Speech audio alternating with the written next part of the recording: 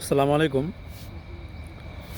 আজকে কলকাতার প্রেস ক্লাবের সভাপতি মেবি গৌতম লাহোরি কলকাতা প্রেস ক্লাবের সভাপতি সাংবাদিক গৌতম লাহোরি একটা টক শোতে বাংলাদেশের এক সাংবাদিকের সাথে একটা লাইভ পডকাস্ট করছে, লাইভ টক শো করছে। ওখানে দেখলাম তাকে প্রশ্ন করা হয়েছে যে বাংলাদেশের সাথে বাংলাদেশ থেকে ভারতের দূতাবাসের যত ফ্যামিলি ছিল, যাদের পরিবার ছিল,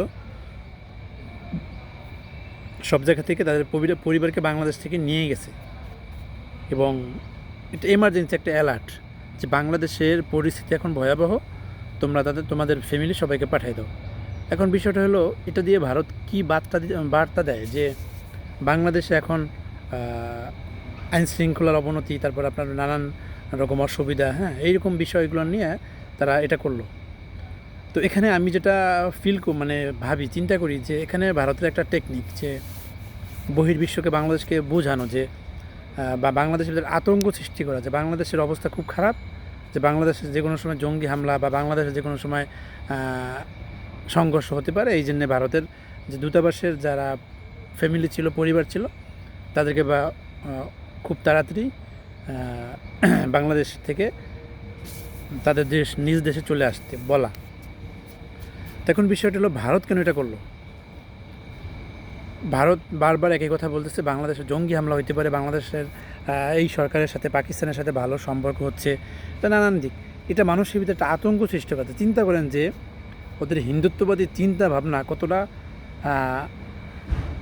মানে কী বলে এটাকে যে মানুষের ভিতরে একটা আতঙ্ক সৃষ্টি করে যে বাংলাদেশের বর্তমান যে সিচুয়েশন, যে কোনো সময় সন্ত্রাসী হামলা হতে পারে, যে কোনো সময় কেউ নিরাপদ না। এই জন্য তোমরা তো এখানে একটা কথা আছে, রাষ্ট্রদূত যারা ছিল তাদের পরিবারকে নিচে, কিন্তু ওই যে ওদের যে থাকে না কার্যালয় থাকে, যেমন সব বিভাগে তো আছে, তো এখন ওদের সব ফ্যামিলি পরিবার ইন্ডিয়াতে নিয়ে গেছে, কিন্তু ওদের যে অফিসিয়াল যে মেইন গার্ডিয়ান রাষ্ট্রদূতগুলো এরা আছে, তাদের কার্যক্রম চলবে। তো ইন্ডিয়ার সাথে কার্যক্রম এই সরকার আসার থেকেই বন্ধ।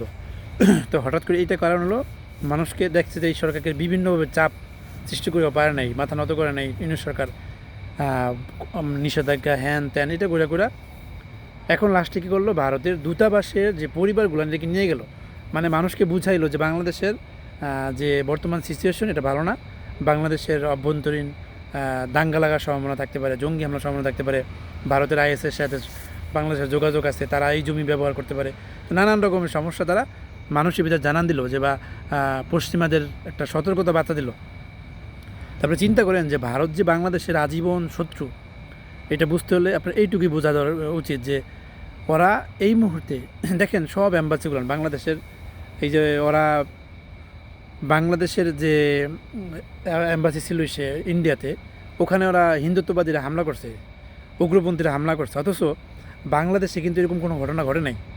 বাংলাদেশের অ্যাম্বাসিগুলো খুবই নিরাপত্তার চাদরে ঢাকা ছিল, কেউ প্রবেশই নিষেধ করা যাচ্ছে, সেনাবাহিনী, আর্মি, র্যাব, পুলিশ এগুলো যে কোনো ব্যাপারে কাছেই আসতে নেই। এত নিরাপত্তা থাকা সত্ত্বেও তারা বলে যে বাংলাদেশে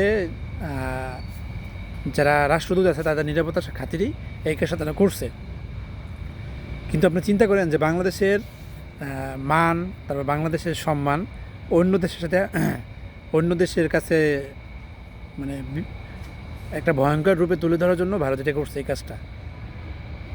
মানে ভারত এখন বাংলাদেশ তো এরকম এম্বাসি তো কোনো হামলা করার তো কথা দূরের কথা, বাংলাদেশ এরকম কোনো চিন্তাও করতে পারে নাই, অথচ ভারতের উগ্রবাদীরা এম্বাসির নিরাপত্তার চাদর ভেদ করে যে হামলা করছে বাংলাদেশের দূতাবাসে, তখন ওরা কোনো পদক্ষেপ নেয়ও নেই।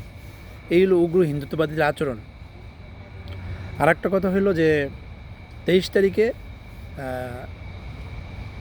আওয়ামী লীগ সরকারের মানে আওয়ামী লীগের যে প্রধান শেখ হাসিনা, তার বৈঠক আছে ভারতে। ওখানে আলোচনা হবে তাদের মানে ইন ফিউচার কীভাবে চলবে, নির্বাচনের রোড ম্যাপ কী হবে না হবে, বিভিন্ন রকমের আলোচনা হবে। তো ওখানে নাকি শেখ হাসিনা নিজেই উপস্থিত থাকবে। তো এই বিষয়ে কথা হয়েছে। তাহলে হঠাৎ করে 23 তারিখের মানে ব্যাপারটা বলা হয়েছে। 23 তারিখ এখানে দেখছি অনেক পেজ থেকে আওয়ামী লীগের তারা বলছে যে 23 তারিখ কী হবে না হবে, 23 তারিখ কী হতে যাচ্ছে, এই নিয়ে অনেক নানান জল্পনা কল্পনা। ওখানে মিটিং হবে তাদের, এটা ভারত সরকারের শেল্টারে হচ্ছে। এখন চিন্তা করেন যে তারা মিথ্যা একটা অপবাদ দিয়া মিথ্যাটা দায় চাপাইয়ে তাদের দূতাবাসের পরিবারগুলো নিয়ে নিল এবং বাংলাদেশকে একটা বহির্বিশ্বের সামনে একটা উগ্রবাদী রাষ্ট্র বা তাদের উগ্রবাদী উত্থান হচ্ছে এরকম পরিচয় করিয়ে দেওয়ার চেষ্টা করতেছে ভারত। তো এই ভারতকে ঘৃণা করবেন না কাকে ঘৃণা করবেন?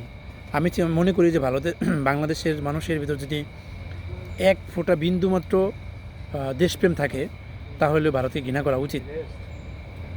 এই পৃথিবীর সবচেয়ে নিকৃষ্ট রাষ্ট্র, নিকৃষ্ট পররাষ্ট্রনীতি, নিকৃষ্ট মানুষ ভারতে বসবাস করে।